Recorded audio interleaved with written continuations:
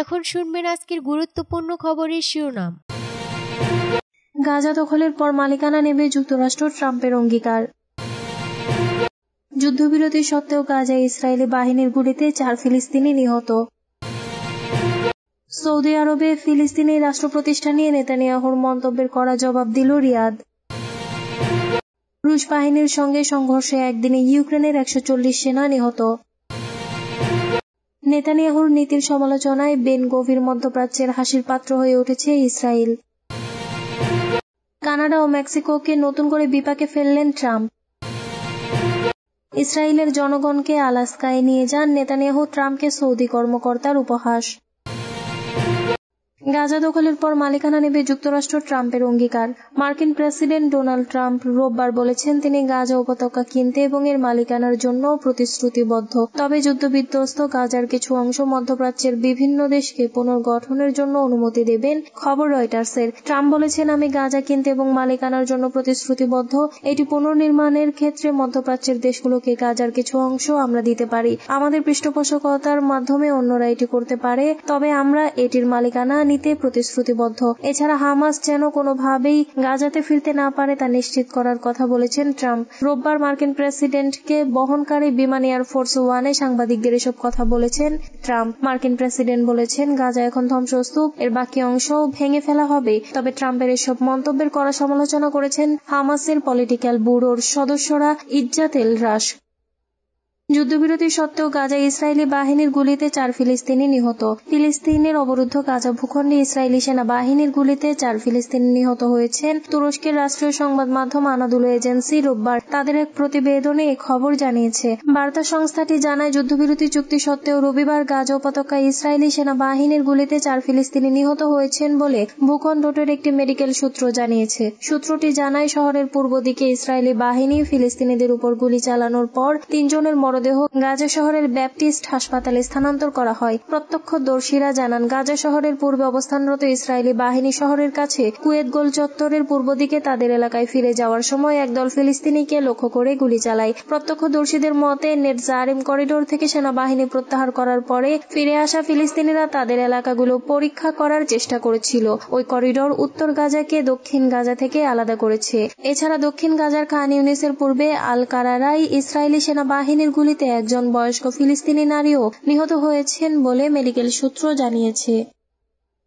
Saudi আরবে ফিলিস্তিনি রাষ্ট্র প্রতিষ্ঠা নিয়ে নেতানিয়াহুর মন্তব্যের কড়া জবাব দিল রিয়াদ। সৌদি আরবে স্বাধীন ফিলিস্তিনি রাষ্ট্র প্রতিষ্ঠা করা নিয়ে ইসরায়েলের প্রধানমন্ত্রী বেনিয়ামিন নেতানিয়াহুর মন্তব্যের নিন্দা জানিয়েছে রিয়াদ। আজ রোববার এক বিবৃতিতে সৌদি সরকার বলেছে, গাজায় ইসরায়েল জাতিগত নির্মূল সহ যেসব অপরাধ চালাচ্ছে তা থেকে নজর সরানোর চেষ্টা করছেন দেশটির প্রধানমন্ত্রী। বিবৃতিতে সৌদি আরবের পররাষ্ট্র মন্ত্রণালয় বলেছে, সৌদি আরব এটা নিশ্চিত করেছে যে নিজেদের ভূমিতে ফিলিস্তিনি মানুষের অধিকার রয়েছে আর তারা এখানে কোনো অনুপ্রবেশকারী বা অভিবাসী নয় যে নিষ্ঠুর ইসরায়েলি দখলদারেরা ইচ্ছা হলেই তাদের তাড়িয়ে দিতে পারবে। এর আগে গত বৃহস্পতিবার ইসরায়েলের সম্প্রচার মাধ্যম চ্যানেল 14কে দেওয়া সাক্ষাৎকারে নেতানিয়াহু বলেন, সৌদি আরবে একটি ফিলিস্তিনি রাষ্ট্র প্রতিষ্ঠা করতে পারেন সৌদিরা, সেখানে তাদের অনেক জমি রয়েছে। তার এই মন্তব্যের পর ক্ষোভ প্রকাশ করে কাতার, জর্ডান, মিশর, সংযুক্ত আরব আমিরাত, কুয়েত, ইরাক সহ আরব দেশগুলো। নেতানিয়াহুর আগে গাজা নিয়ে মন্তব্য করে সমালোচনার মুখে পড়েছিলেন যুক্তরাষ্ট্রের প্রেসিডেন্ট ডোনাল্ড ট্রাম্প। সম্প্রতি তিনি বলেন, গাজায় সংঘাত শেষে উপত্যকাটির নিয়ন্ত্রণ নেবে যুক্তরাষ্ট্র,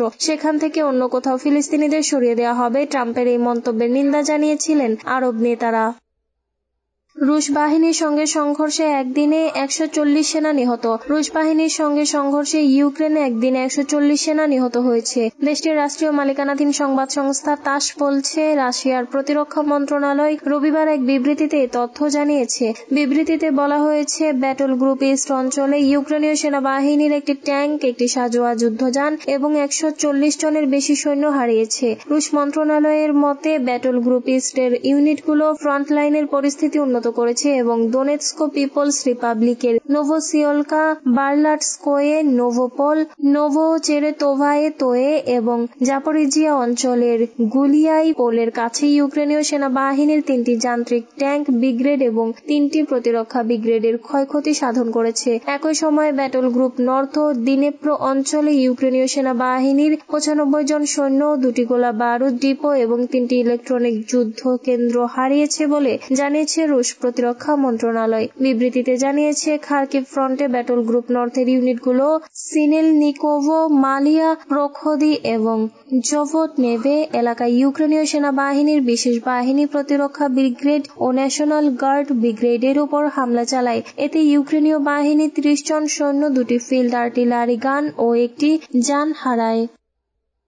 মধ্যপ্রাচ্যের হাসির পাত্র হয়ে উঠেছে ইসরায়েল। ফিলিস্তিনের গাজা উপত্যকা নিয়ে ইসরায়েলের সাবেক জাতীয় নিরাপত্তা মন্ত্রী ইতামার বেন-গভির দেশটির প্রধানমন্ত্রী বেনিয়ামিন নেতানিয়াহুর নীতির সমালোচনা করেছেন। ইসরায়েলের কট্টর ডানপন্থী এ রাজনীতিবিদ বলেছেন, ইসরায়েল মধ্যপ্রাচ্যের হাসির পাত্র হয়ে উঠেছে। খবর আনাদুলু এজেন্সির এক সাক্ষাৎকারে বেন-গভির গাজায় যুদ্ধ পরিচালনার বিষয়ে নেতানিয়াহু সরকারের নিন্দাও করেছেন। তিনি বলেন, আমরা মধ্যপ্রাচ্যের হাসির পাত্র হয়ে গেছি এবং আমি নিশ্চিত নই যে আমরা এখনো এটি উপলব্ধি করতে পেরেছি কিনা। আমি সরকারের একমাত্র ব্যক্তি হিসেবে গাজায় মানবিক সহায়তা প্রদানের বিরোধিতা করেছিলাম, কারণ এই অবস্থান গাজার পরিস্থিতি সম্পূর্ণরূপে পরিবর্তন করতে পারত। মার্কিন চাপের প্রতি নেতানিয়াহুর প্রতিক্রিয়ার সমালোচনা করে বেন-গভির বলেন, আপনি শুধুমাত্র বহিরাগত চাপের উপর ভিত্তি করে রাষ্ট্র শাসন করতে পারবেন না। গাজায় জ্বালানি ও মানবিক সহায়তা পাঠানোর অনুমতি দেওয়া উচিত হয়নি ইসরায়েলের, কারণ এটি হামাসকে উপকৃত করে। কানাডা ও মেক্সিকোকে নতুন করে বিপাকে ফেললেন ট্রাম্প। কানাডা ও মেক্সিকোর অ্যালুমিনিয়াম এবং ইস্পাতজাত পণ্যের উপর নতুন করে শুল্ক আরোপ করলেন মার্কিন প্রেসিডেন্ট ডোনাল্ড ট্রাম্প। এই দুই পণ্যে এখন থেকে বাড়তি 25% শুল্ক নিয়ে আমদানির অনুমতি দেবে আমেরিকা। এর মধ্য দিয়ে দুই প্রতিবেশীকে আরও বিপাকে ফেলে দিলেন ট্রাম্প। মার্কিন প্রেসিডেন্ট জানিয়েছেন, এই নতুন শুল্কের বিষয়ে স্থানীয় সময় সোমবার আনুষ্ঠানিক ঘোষণা করবে হোয়াইট হাউস। তাৎপর্যপূর্ণভাবে কানাডা হল আমেরিকার ইস্পাত আমদানির সবচেয়ে বড় উৎস।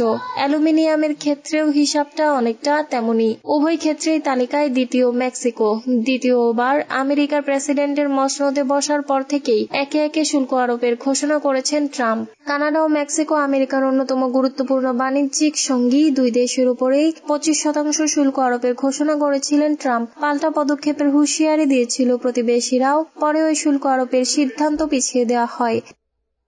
ইসরায়েলের জনগণকে আলাস্কায় নিয়ে যান নেতানিয়াহু, ট্রাম্পকে সৌদি কর্মকর্তার উপহাস। ইসরায়েলের প্রধানমন্ত্রী বেনিয়ামিন নেতানিয়াহুর সৌদি আরবের ভেতরে স্বাধীন ফিলিস্তিন রাষ্ট্র প্রতিষ্ঠার পরামর্শকে উপহাস করেছেন দেশটির শুরা কাউন্সিলরের সদস্য ইউসুফ বিন সাদ আল সাদুন। এর পরিবর্তে ইসরায়েলের জনগণকে প্রথমে যুক্তরাষ্ট্রের আলাস্কা অঙ্গরাজ্যে এবং দখল করার পর গ্রিনল্যান্ডে সরিয়ে নেওয়া উচিত বলে প্রস্তাব করেছেন তিনি। গত শুক্রবার সৌদি আরবের আরবি ভাষাভাষী সংবাদ মাধ্যম ওকাজে লেখা এক প্রবন্ধে আল সাদুন এই প্রস্তাব করেন। এতে তিনি ট্রাম্পের মধ্যপ্রাচ্য নীতির সমালোচনা করেছেন। তিনি মনে করেন, মধ্যপ্রাচ্য নিয়ে ট্রাম্পের বিভিন্ন বেপরোয়া সিদ্ধান্তে বিশেষজ্ঞদের পরামর্শ উপেক্ষা করা হয়েছে এবং সংলাপের প্রয়োজনীয়তাও বাতিল করে দেওয়া হয়েছে।